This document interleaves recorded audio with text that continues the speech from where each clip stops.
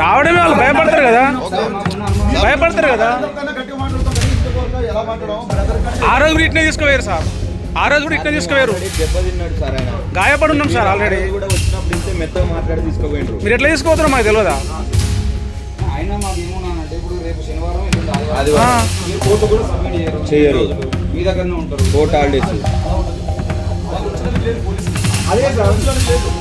లేదు కానీ మీరు చేసేది అదే కదా, అలా ఉంచడానికి లేదు కానీ మీరు గతంలో చేసింది అదే కదా, గతంలో ఒకసారి జరిగింది కదా.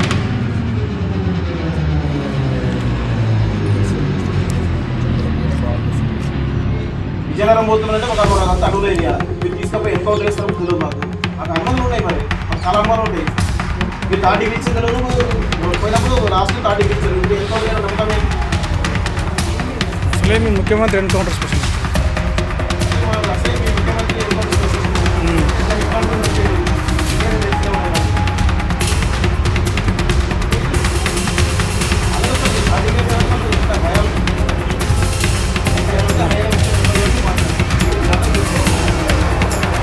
మాట్లాడితే కేసులు అరెస్టులు స్టార్ట్ అవుతుంది.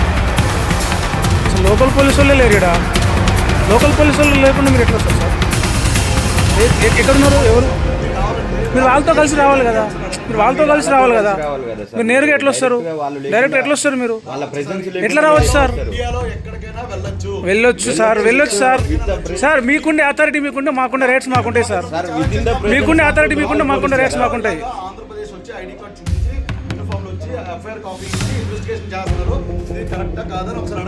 అయితే మీ దానికన్నా ముందు మీరు చేసే ప్రొసీజర్ ఏముంటుంది సార్? మేము మీ పిఎస్ పరిధిలో పలానా వ్యక్తిని తీసుకెళ్తున్నాం అని చెప్పేసి మీరు ఫస్ట్ సార్, మీరు ఇక్కడ ఎంక్వైరీ చేసినా స్టేట్మెంట్ రికార్డ్ చేసినా లోకల్ పిఎస్లో ఆర్గ్యుమెంట్ ఎవరు చేస్తలేరు సార్. మీరు ప్రాసెస్ ఫాలో అయితే లేరు. పోలీస్కి కంప్లైంట్ చేయరు సార్. మీరు ఇంటిమేషన్ చేసి రావాలి కదా, ఎంక్వైరీ చేసుకున్నా కూడా చేసి ఏదైనా చూపించండి సార్. మీరు ఇచ్చినట్టుగా ఉంటుంది కదా ప్రతిదానికి sir. Government every action paper చూపిస్తుంది సార్. మేము అక్కడ పోయినా వేసుకోపోదామని, అది మేము అక్కడ పోయినా వేసుకోపోదామని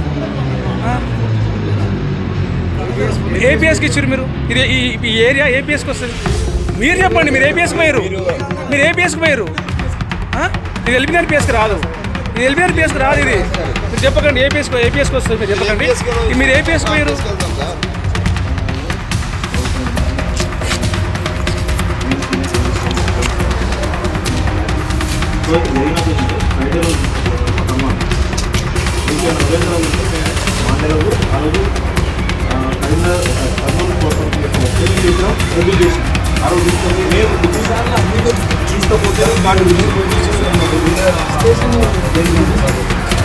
అవును ప్రొడ్యూస్ చేస్తేనే థర్డ్ డిగ్రీ దానికి మళ్ళీ ఫైనల్ సండే కోర్టు కాల్ చేసి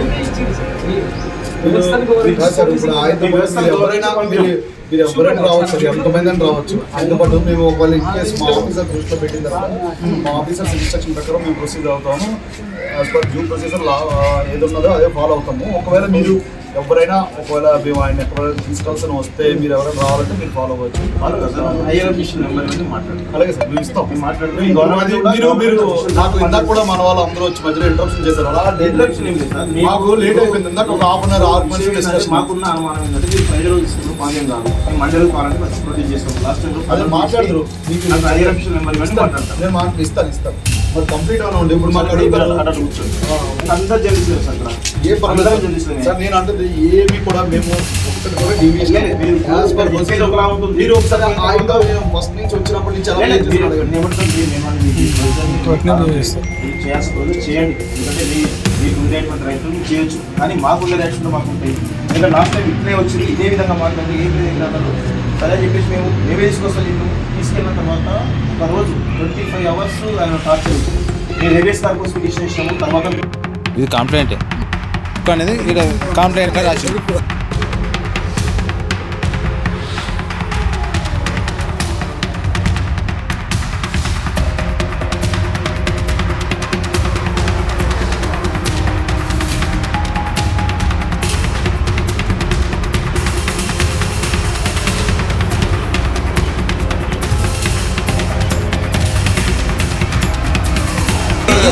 ఇది కష్టం తప్పే.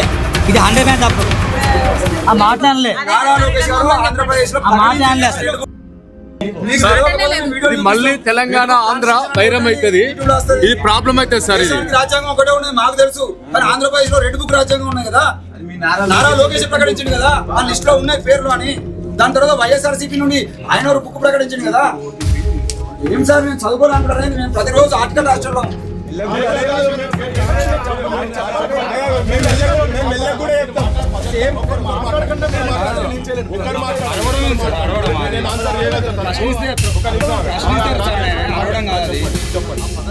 మీతో కాదు కదా మాట్లాడి.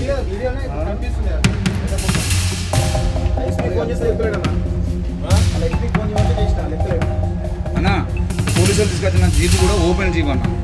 పోతా ఉంటే తప్పించుకునే మా కార్లకి వెళ్ళి తప్పించుకునే ప్రయత్నం చేసి ఎన్కౌంటర్ చేసిన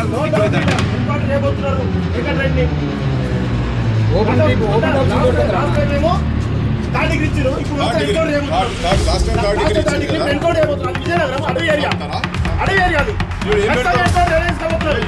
ఏం సంబంధాలు పెట్టి ఏం కథ పెడతారు? నాకు కూడా డౌట్స్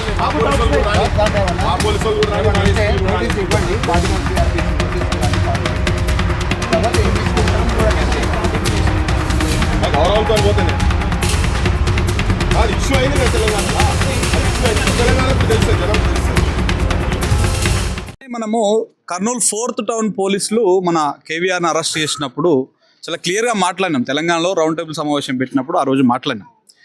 ఇది మంచి పద్ధతి కాదు అని చెప్పేసి అందరం సావధానంగా పద్ధతిగానే చెప్పినాం. మరి ఇక చూస్తూ ఉంటే మరి రెడ్ బుక్ రాజ్యాంగం ఓన్లీ ఆంధ్రప్రదేశ్లోనే ఇంప్లిమెంటేషన్ అవుతుందని నిన్నటిదాకా మనం అందరం అనుకున్నాము. బట్ తెలంగాణలో కూడా ఇంప్లిమెంటేషన్ అవుతున్నట్టు కనపడతా ఉంది. అసలు చంద్రబాబు నాయుడు, లోకేష్ గారు, పవన్ కళ్యాణ్ గారు శనివారం ఆదివారం వస్తే ఏడుంటారు సార్? మీరు ఏడుంటారు అండి? తెలంగాణలో ఉంటున్నారు, హైదరాబాద్లో ఉంటున్నారు. నీ కాపలా ఉండేది ఎవరండి? తెలంగాణ పోలీసులు. తెలంగాణ ప్రజల సొమ్ముతో జీతాలు తీసుకుంటున్నటువంటి తెలంగాణ పోలీసులు మీకు కాపలా ఉంటున్నారు. మా సొమ్ము తింటారు, మా గడ్డ మీద ఉంటారు. మా బిడ్డలని ఇలా మీ గురించి మాట్లాడుతూ ఉంటే ఏమన్నాడు ఆయన? ఏం తప్పు? అచ్చా రెడ్ బుక్, ఎర్ర బుక్, ఎర్రి బుక్ అన్నందుకు మీకేదో ప్రాబ్లం అయింది. మీ టీడీపీ నాయకులు, మీ జనసేన నాయకులు, మీ కూటమి నాయకులు, బీజేపీ నాయకులు, మీ టీడీపీ నాయకులు ఎన్నో డిబేట్లలో నేను క్లిప్పులు కావాలంటే పంపిస్తాను మీకు అందరికీ. బాజాప్తా అమలు చేస్తున్నాం రెడ్ బుక్ రాజ్యాంగాన్ని అని చెప్పేసి ఎన్నో టీవీ డిబేట్లలో మాట్లాడారు. ఆ క్లిప్పులు కావాలన్నా? ఎంతమంది మీద దేశద్రోహం కేసులు పెడతారు? పెట్టండి, తీయండి, అరెస్టులు చేస్తారా? ఏమి దొంగలా పోలీసులు? ఆయన ఇక్కడికి వచ్చిన పోలీస్ ఆయన మీది ఇది ఏపీఎస్ పరిధిలోకి వస్తుంది, మీరు ఎవరికి ఇంటిమేషన్ చేసి వచ్చారంటే ఎల్బీనగర్ దగ్గర ఉంది కాబట్టి ఎల్బీనగర్కి వేసి వచ్చినాం అని చెప్పారు. అసలు ఇది ఏ లిమిట్సో తెలియదు, మీకు ఏమైందో తెలియదు. వచ్చేసి రాత్రికి రాత్రి ఎత్తుకొని పోతామంటే చూస్తూ ఊకుంటుందా తెలంగాణ సమాజం? బాజాప్తా చెప్తున్నాం లోకేష్ గారు, ఈ పద్ధతి కరెక్ట్ కాదు. మొత్తం ఇది మీ కనుసన్నల్లోనే నడుస్తుందన్న సంగతి ప్రతి ఒక్కరికి తెలుసు. మీరు తెలంగాణలో ఉందామనుకుంటున్నారా? 2016-17లో తోక ముడుచుకొని కరకట్టకు పారిపోయినట్టు మళ్ళీ తరుమాలను మిమ్మల్ని. ఇల్లులను కూడా ఖాళీ చేపిస్తాం, బాజాప్తా చెప్తున్నాం. మీ ఇండ్లు, మీ నివాసాలు కూడా తెలంగాణ నుంచి పోవాల్సి వస్తుంది మీరు ఈ రకమైనటువంటి దుశ్చర్యలకు మీరు పాల్పడితే. మా తెలంగాణ బిడ్డ రాజకీయాలు విశ్లేషిస్తే, ఆంధ్రప్రదేశ్ రాజకీయాలు విశ్లేషిస్తే నొప్పులు అవుతున్నాయా ఒకడొక్కడికి? మీరు ఎంతమంది చేస్తలేరు తెలంగాణ రాజకీయాలని? ఆంధ్ర పాలిటిక్స్ మీద ఆంధ్ర విశ్లేషకులు, ఆంధ్ర జర్నలిస్టులు, ఆంధ్ర ప్రాంత మిత్రులు ఎంతమంది చేస్తలేరు తెలంగాణలో? ఒక్కొక్కరు ఒక్కొక్క పార్టీ స్టాండ్ తీసుకుంటున్నారు. కొన్ని సందర్భాల్లో అయితే తెలంగాణ గడ్డని, తెలంగాణ నేలని కూడా మీరు హ్యూమిలేట్ చేసిరు, రకరకాలుగా కించపరిచినట్టుగా మాట్లాడిరు. అయినా కూడా మీ సహనంతో ఉండలేదా? మీరు ఇవాళ వచ్చి మా తెలంగాణ గడ్డకు వచ్చి ఇంతకుముందు సీరణ మాట్లాడుతూ అన్నాడు, ఈ గడ్డకు వచ్చి మా ఇంట్లోకి వచ్చి మీరు డైరెక్ట్ అరెస్ట్ చేస్తాం, తీసుకుపోతాం, మాకు ప్రెషర్ ఉంది ఇవన్నీ అంటే ఇక్కడ చూస్తా ఎవరు ఊరుకోవట్లేదు. మీ రెడ్ బుక్ రాజ్యాంగాన్ని మీకేమైనా ఉంటే ఆంధ్రప్రదేశ్ లిమిట్ వరకు మీరు ఇంప్లిమెంటేషన్ చేసుకుంటారా? ఏం చేస్తారో చూడండి. ఒకవేళ ఎర్రీ బుక్ అన్నందుకే మీకు కేసులు పెట్టాల్సి వస్తే రెడ్ బుక్ రాజ్యాంగం పేరు పెట్టినందుకు లోకేష్ మీద కేసు పెట్టాలా? దాన్ని ఇంప్లిమెంటేషన్ చేస్తున్నామని చెప్తున్నందుకు టీడీపీ నాయకుల మీద కేసులు పెట్టాలా? సో కాబట్టి ఇట్లా మాట్లాడుకుంటూ పోతే చాలా ఉన్నాయి. ఇది పద్ధతి కాదు. చెప్తున్నా ఎంతమందిగా పృథ్వన్న మాట్లాడితే నేను విన్నా, తెలంగాణ రగుల్స్తామని. రగుల్చడం కాదు చెప్తున్న, తెలంగాణలో ఇలాంటి దుశ్చర్యలకు మీరు పాల్పడితే మీ ఆంధ్ర వ్యాపారాలు ఉండవు ఇక్కడ, మీ నాయకులు ఇక్కడ మనుగడ సాధించలేరు. గుర్తుపెట్టుకోండి. క్విట్ తెలంగాణ మూమెంట్ వస్తుంది. నేను లాస్ట్ టైం మాట్లాడినప్పుడు కూడా చెప్పిన, క్విట్ తెలంగాణ మూమెంట్ చాలా దగ్గరలోనే ఉన్నది మీ ఈ అత్యుత్సాహాల వల్ల. ఇక మన తెలంగాణ పోలీసుల గురించి మాట్లాడాలి. హోంమంత్రి రేవంత్ రెడ్డి గారి గురించి మాట్లాడాలి. ఏం సార్ శాఖని చంద్రబాబు నాయుడుకి అప్పచెప్పిరా, లోకేష్ నాయుడు గారికి అప్పచెప్పిరా, లేదా పవన్ కళ్యాణ్కి అప్పచెప్పిరా? ఎట్లా అంతా మీరు ఒకటే చీకట్ల కలుసుకుందామని చెప్పేసి పోలీసులని శాఖని మొత్తం అప్పచెప్పేసిరా ఆంధ్రప్రదేశ్కి? లోకేష్ నాయుడు గారికి అప్పచెప్పిరా? అందుకేనా మన పోలీసులను గుంపులుగా పెట్టేసి అక్కడ వాళ్ళ కాపలా కాస్తా ఉన్నారు. మన తెలంగాణ బిడ్డలు అరెస్ట్ చేసుకపోతుంటే కళ్ళప్పకి చూస్తూ ఉన్నారు. ఇది పద్ధతి కాదు. మీ పద్ధతులు మార్చుకోవాలి. ఇది కనుక ఇట్లనే కొనసాగితే తెలంగాణ సమాజం తిరగబడుతుంది. ఇవాళనే తెలంగాణ అస్తిత్వ వేదిక ఒకటి పురుడు పోసుకున్నది ఇవాళ తెలంగాణ గడ్డ మీద. వాళ్ళు ఇలా మాట్లాడిర్రు. ఇగో ఇట్లాంటివన్నీ కూడా దాని పరిధికే వస్తాయి. తెలంగాణ ఏకమవుతుంది. మీరు ఇక్కడ నుంచి బంద్ పెట్టండి, ఏమన్నా లీగల్గా ఫైట్ చేయండి. శనివారం ఇక్కడ మా రేవంత్ రెడ్డి గారు కూడా అంతే. శుక్రవారం నాడే వస్తాయి అరెస్టులు అన్నీ, శుక్రవారం శనివారం. ఎందుకంటే శనివారం ఆదివారం కోర్టులు బంద్ ఉంటాయి. మంచిగా తీసుకుపోవచ్చు, 2 రోజుల పాటు వీళ్ళకి కావాల్సినట్టుగా చేసుకోవచ్చు. మీ సర్కారులు ఏం సర్కారులు? ఈ శనివారం ఆదివారం సర్కారులు ఇవి ఏమన్నా?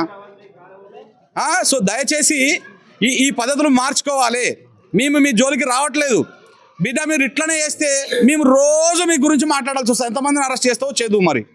సో దయచేసి విజ్ఞప్తి చేస్తా ఉన్నా, ఏపీ పోలీసులారా, మీ మీద మాకు ప్రత్యక్షంగా కానీ పరోక్షంగా కానీ ఎలాంటి ద్వేషం లేదు, ఎలాంటి అది లేదు. రాజకీయ నాయకుల ఆటలో మీరు పావులు కాకండి. రేపు అధికారం మారితే, ప్రభుత్వాలు మారితే మీరు కూడా ఇబ్బందులు పడాల్సి వస్తుంది ఇట్లా ఇలాంటి దుశ్చర్యలకు పాల్పడుతున్నటువంటి వాళ్ళు. Thank you very much. ఈరోజు లోకేష్ రెడ్ బుక్ అంటే ఎర్ర బుక్ మన కేవీఆర్ చెప్పినట్టు నేను కూడా ఇప్పుడు అదే పాదం వాడుతున్నాను. నా మీద కూడా దేశద్రోహం కేసు పెట్టుకోండి. తెలంగాణలో లోకేష్ ఎర్రి బుక్కు పాలన నడుస్తూ ఉంది. మళ్ళొక్కసారి నేను చెప్తున్నాను, ఎర్రి బుక్కు పాలన నడుస్తూ ఉంది ఇక్కడ. ఈరోజు ఆంధ్రప్రదేశ్లో మీరు చాలా పెద్ద ఎత్తున దుర్మార్గాలు చేస్తూ ఉన్నారు. ఈరోజు తెలంగాణకు సంబంధించిన వ్యక్తులను కనీసం రాజ్యాంగానికి లోబడి, చట్టాలకు లోబడి మీరు చేయాల్సినటువంటి పని ఏదైతుందో దాన్ని విస్మరించి ఈరోజు తెలంగాణకు వచ్చి కనీసం చట్టాలను గౌరవించకుండా ఇష్టారీతిన, అంటే ఇది మీ రాజ్యం అనుకుంటారా, ఇది మీ ఆంధ్రప్రదేశ్ అనుకుంటారా? చంద్రబాబు నాయుడు, లోకేష్, పవన్ కళ్యాణ్ ఖబర్దార్. ఇది ఇక్కడ నడవై మీ చెల్లు మీ ఆంధ్రప్రదేశ్ నడుస్తాయి కావచ్చు, కానీ తెలంగాణ నడవై బిడ్డ గుర్తుపెట్టుకోండి. మీరు ఇట్లనే ఇంకా కొనసాగిస్తాం, తెలంగాణకు వచ్చి కూడా ఆజమాయిషి చేస్తామంటే తెలంగాణ తిరగబడితే బిడ్డ గుర్తుపెట్టుకోండి. మీరు తెలంగాణలో అడుగు పెట్టలేరు. మీకు సంబంధించినటువంటి ప్రతి ఒక్క మొత్తం మూలాలన్నీ కూడా ఇక్కడే హైదరాబాద్లో ఉన్నాయి. ఒక్కొక్క మూలాన్ని పునాదులతో కదిలిస్తామనే విషయాన్ని కూడా గుర్తుపెట్టుకోండి. మీడియా సంస్థలన్నీ కూడా ఇక్కడే ఉన్నాయి. మీ మీడియా సంస్థలు కూడా ఇక్కడే ఉన్నాయి. మేము ఎట్టి పరిస్థితులను వదలం మిమ్మల్ని. దయచేసి మరొక్కసారి చెప్తా ఉన్నాం, కేవీఆర్ ఎస్ రెడ్ లోకేష్ నువ్వు చెప్తున్నావు మళ్ళొక్కసారి, లిల్లీపుట్ లోకేష్ మళ్ళొక్కసారి చెప్తున్నాం, గుర్తుపెట్టుకో. లాలీపాప్ లోకేష్ గుర్తుపెట్టుకో. మంచి పద్ధతి కాదు ఇది. మా తెలంగాణ మీద నీ దౌర్జన్యం మంచి పద్ధతి కాదు. ఎట్టి పరిస్థితుల్లో మేము ఊరుకోము. ఏమనుకుంటున్నారు మీరు? తెలంగాణకు వచ్చి తెలంగాణ మీ యాజమాయిషి ఏంటి నాకు అర్థం కాదు. తెలంగాణకు వచ్చి మీ యాజమాయిషి ఎట్లా చేస్తారు? చట్టాలకు విరుద్ధంగా. ఇక్కడ విచిత్రమైన విషయం ఏంటంటే, అసలు రేవంత్ రెడ్డి తెలంగాణ కోసం పనిచేస్తున్నాడా, లేకపోతే ఎవరి కోసం పనిచేస్తున్నాడు? ఎవరి కోసం పనిచేస్తున్నాడు? తెలంగాణ కోసం పనిచేయాలి కదా రేవంత్ రెడ్డి. ఆంధ్ర చంద్రబాబు నాయుడుకు బానిసలాగా పనిచేస్తే ఎవరు ఊరుకుంటారు? ఇక్కడ తెలంగాణ సమాజం కష్టాన్ని తిరగబడతాం. మేమంతా తెలంగాణ ఉద్యమకారులం. మా జీవితాలన్నీ కోల్పోయి ఈరోజు తెలంగాణ తెచ్చుకున్నాం. ఇలాంటి తెలంగాణలో మేము ఖచ్చితంగా ఆవేదనతో, ఆక్రోషంతో మాట్లాడతాం. ఇలాంటి తప్పులు జరిగితే బరాబర్ ఇట్లాంటివి ఎట్టి పరిస్థితులను కూడా మేము వదలము.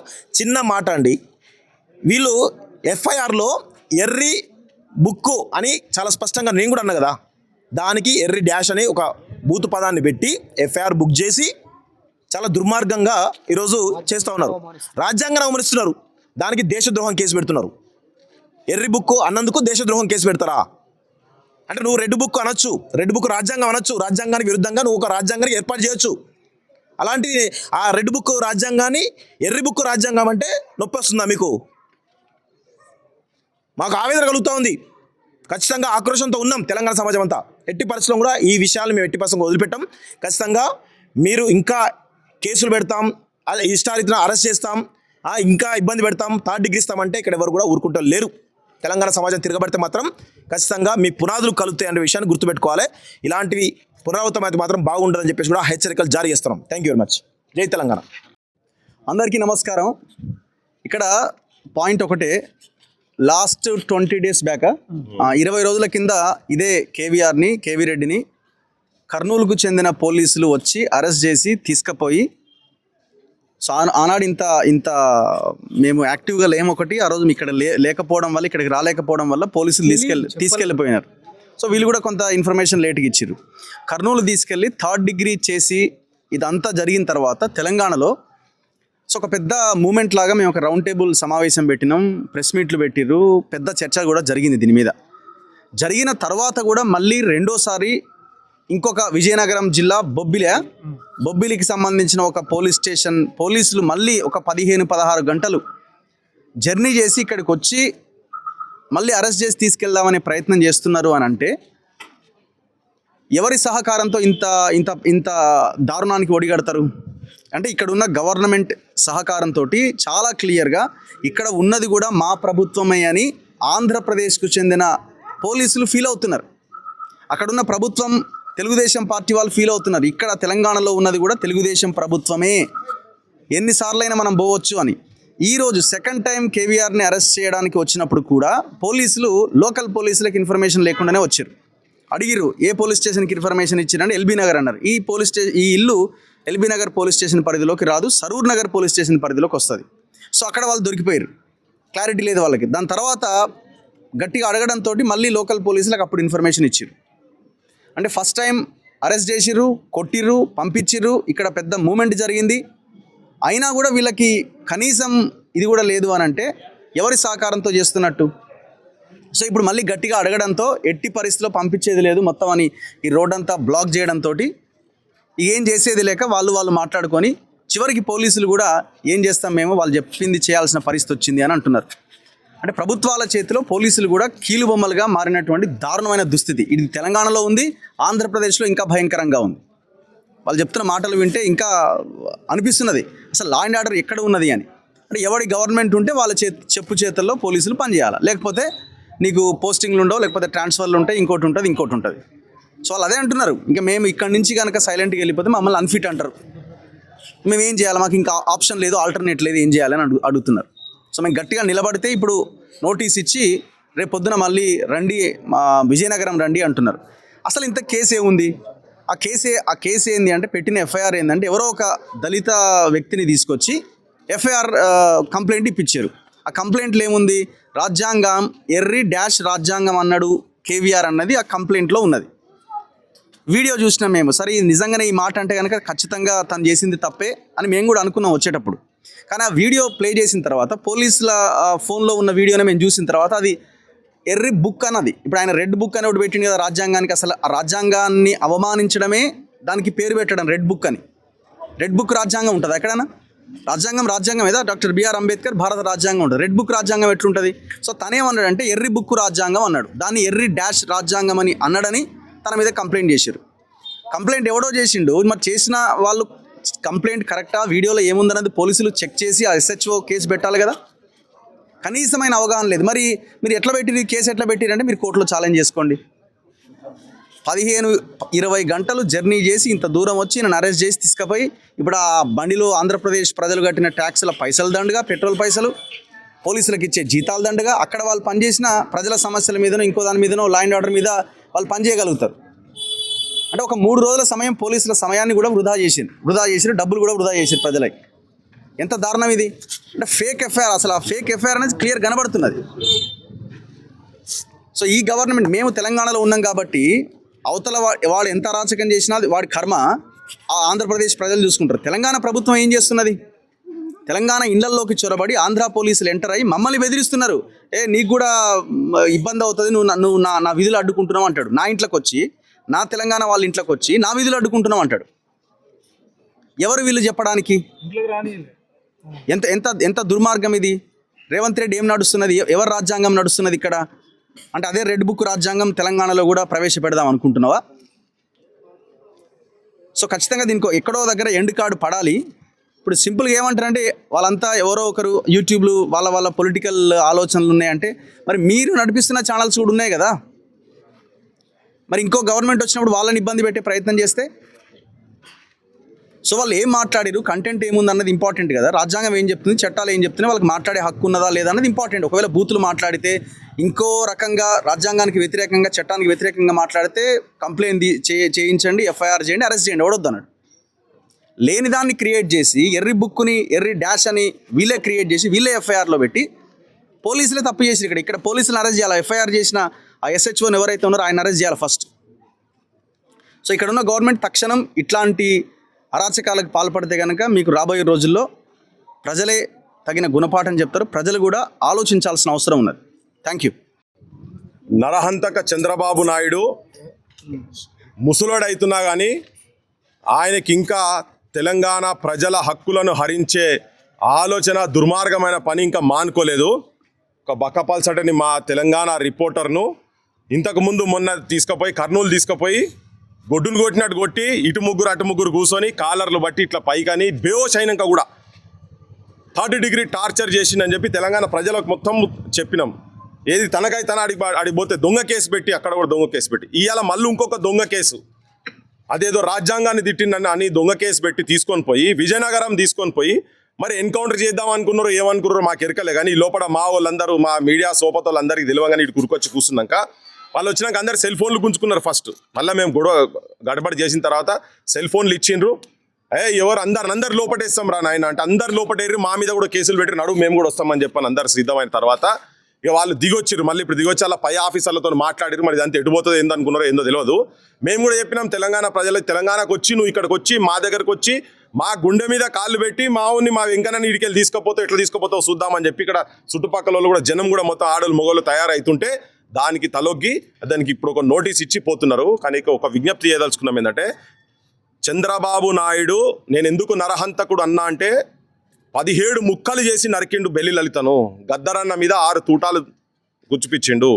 తెలంగాణలో పల్లెలా దమనకాండ చేసిండు ఇక్కడ మొత్తం చంద్రబాబు నాయుడు. ఇప్పటికీ ఆయన మారతలేడు. తెలంగాణ మీద ఏం కషో తెలియదు కానీ మీకేమైనా రాజకీయపరమైనటువంటి పంచాయతీలు ఉంటే మీరు చూసుకోరు. కానీ ఒక పత్రికా రిపోర్టర్ల మీద వాళ్ళకు నిజంగా ఏమైనా మాట్లాడేది ఉంటే, నిజంగా వాళ్ళు కానూన్ ప్రకారంగా దోషులు అయ్యేటటువంటి సెక్షన్లు ఏమైనా ఉంటే పెట్టండి. ఎవరెవరు దీన్ని ఎవడు కాదంటలేడు. కానీ దొంగ కేసులు పెట్టి చేస్తా అంటే మాత్రం చంద్రబాబు నాయుడు, నువ్వు, నీ కొడుకు, నీ ప్రభుత్వాలు కావచ్చు, అక్కడ ఉన్నటువంటి ఇంకా ఎవరైనా కావచ్చు, ఇక్కడ తెలంగాణ ప్రజలు పుట్టిగా చేతులు కట్టుకొని కూర్చోరు. మాకు తెలియకుండా తీసుకపోయి ఏం చేద్దరు ఆడదానికి వచ్చినాక ఇంకెన్ని కేసులు పెడతావు. ఎందుకంటే 3rd డిగ్రీ టార్చర్ జరిగింది అన్న తర్వాత కూడా అది కూడా ఎట్లా హెబియస్ కార్పస్ పిటిషన్ వేసిన తర్వాత పోలీస్ స్టేషన్లో పోయి ఎంకలాడితే దొరికిందని పట్టుకొని వచ్చారు. అప్పుడు ఏం చేద్దరో తెలియదు. ఇప్పుడు ఆడిపోయినాక ఇంకేమేం కేసులు పెడతారో తెలియదు. కానీ దౌర్భాగ్యం ఏంటంటే, ఆయన దగ్గర శప్రాజ్గిరి చేసినటువంటి ఆయన ఇక్కడ ముఖ్యమంత్రి అవడు. ఇది ఒక తెలంగాణకు దౌర్భాగ్యమైన పరిస్థితి. ఇక్కడ ఇంత బహిరంగంగా వచ్చి ఇక్కడికి వచ్చి హైదరాబాద్ నడిబొడ్డున రెండోసారి మళ్ళీ వచ్చి వాళ్ళు మంచిగా డ్రెస్సులలో వచ్చి కూర్చొని ఇక్కడికి వచ్చిన తర్వాత ఇవన్నీ ఆయనకు చాలా వెన్నెతోడు పెట్టిన విద్య. ఆయనకు బాయ్ హాత్ కా కేల్ అంటారు కదా. Chandrababu Naidu is an encounter specialist. తెలంగాణలో అట్లా చాలా మందిని ఎన్కౌంటర్ చేసినటువంటి ఆయనకు ఆ పేరు చాలా ఉన్నది. ఆయన వెనుక చరిత్ర చెప్తే అది చాలా పెద్దగా ఉంటుంది ఆయనది. సో ఇప్పుడు తెలంగాణ ప్రజలను, తెలంగాణ పాత్రికేయులను కనుక నువ్వు ఏలు పెడితే మాత్రం అది యూట్యూబర్ కానీ ఇంకెవరన్నా కానీ ఇక్కడ జనంగా కావచ్చు, మేము ఇక్కడ ఊకునే పరిస్థితి లేదు. మీరు ఎంతమంది మీద కేసులు పెడతారో ఏం పెడతారో తెలంగాణ ప్రజలు చూస్తున్నారు. ఇవన్నీ మీరు మానుకోకపోతే మాత్రం ఇక మీరు మళ్ళీ హైదరాబాద్ కూడా రానియం బిడ్డ, గుర్తుపెట్టుకోరి. శనివారం ఆదివారాలు మీరు ఇక్కడికి వస్తారు కదా, పెండ కొడతాం, రాళ్లతో కొడతాం. మీరు ఇట్లనే కనుక చేసి మా వాళ్ళని కనుక ఎంబడిపడి ఇక్కడ నుంచి ఇల్లీగల్ కేసులు కనుక పెట్టే ప్రయత్నం చేస్తే మా పోలీసు వాళ్ళు, మా తెలంగాణ ప్రభుత్వాన్ని కూడా చెప్తున్నా, ఇక్కడ పోలీసు వాళ్ళు ఏందా ఆయనకు సెక్యూరిటీ ఇచ్చేది ఎక్కడిది? చంద్రబాబుకు సెక్యూరిటీ ఇక్కడ 40 మంది అట. వాళ్ళ జీతాల పైసలు పెడితే ఒక 500 మందికి ఇక్కడ కళాకారులకు, తెలంగాణ గురించి కొట్లాడిన కళాకారులకు వాళ్ళకు జీతాలు ఇవ్వచ్చు. నువ్వు అశోక్ నగర్లా, దిల్సుఖ్ నగర్లా నిరుద్యోగంతో ఇబ్బంది పడుతున్నటువంటి పిల్లలకు ఇంత బుక్కడి బువ పెట్టొచ్చు. ఇక్కడ పోలీసు వాళ్ళు సెక్యూరిటీ ఇచ్చుడు ఎక్కడిది? జూబ్లీ హిల్స్లో ఆయన గల్లీ మొత్తం బంద్ చేసుడు ఎక్కడిది? మీరు ఇక్కడ తీసుకొచ్చి పెట్టి ఇక్కడోళ్ళను, ఇక్కడున్న రిపోర్టర్లను హింసించే ప్రయత్నం చేస్తే చంద్రబాబు నాయుడు కావచ్చు, ఆయన ప్రభుత్వానికి చెప్తున్నాం, మేము ఒక హెచ్చరిక కూడా చేస్తున్నాం. పబ్లిక్ను తిరగబడే స్థాయి దాకా తీసుకోపోకండి. తెలంగాణ నైజమే చూస్తారు, మంచికి గొంగడేస్తారు, లేకపోతే గొడ్డలు పడతారు. కానీ నీ మీద డైరెక్ట్ గొడ్డలు కాదు, రాజకీయ గొడ్డలు పడతాము. నిన్ను నీ చరిత్రను ఇక్కడ కాదు అక్కడ కూడా భూస్థాపితం చేస్తాను పిచ్చి పనులు చేస్తే మాత్రం మంచి చెప్పదలుచుకున్నాం అంతే.